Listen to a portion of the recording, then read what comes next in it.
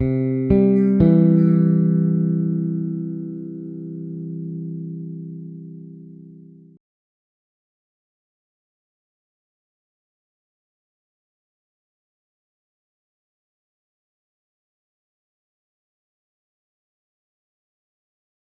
uste garrantzitsua dela hezkuntzan lehenengo, zer nahi dugun argitzen. Hezkuntza esaten dugunean zer ari garen ulertzen, hezkuntza sistema esaten dugunean zer ari garen, nazioa esaten dugunean zer ari garen, horko protagonistak ze filosofiarekin ulertzen ari garen, estatuak, historian zehar, da nik usan dut, historiari kasurik ez egitearen ondorioa dela, denak esanetara karri gaituzte, eta deno daukagu egunero kutsadura horiek garbitu beharra.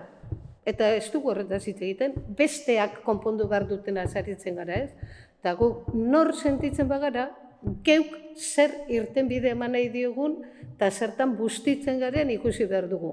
Nik ez du sinesten kanpotik konponketa etorriko zaiguna, eta bereziki hezkuntza. Kanpotik ez zaigu etorriko. Ez zaigu interesatzen da, eta indarrak imperialismotik eta autoritarismotik ikusi genuen zer zetorren, eta globalizazioan hori areagotuta dator, eta horretaz ez du hitz egiten.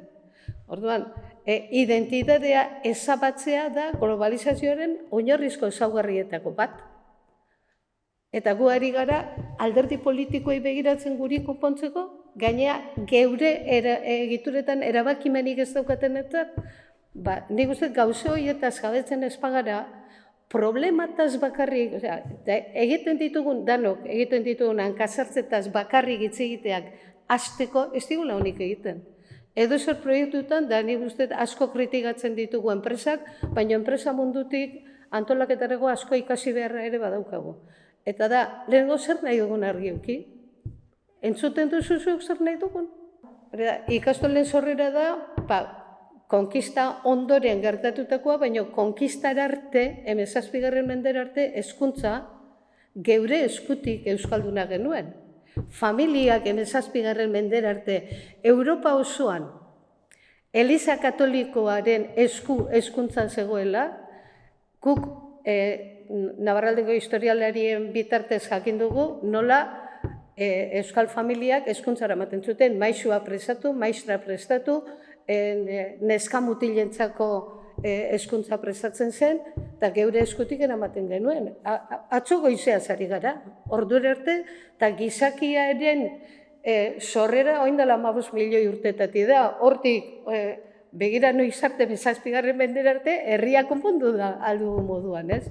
Eta ez ditugu gauza horiek kontutan hartzen, da etorkizuna markatzeko gero estrategiak asmatzea oso zaila da. Eta hori beste inongo egitasmoetan serio, profesional oso interesgarriak daude, da ondo funtzionatzen dute, eta guk hortik ikasi beharra dukagu. Begira, badakite egiten diru asko lortzeko, eta herri baten etorkizunerako, eta seme alaben etorkizunerako ezer ikasi gabe beti defensiban ibiltzen,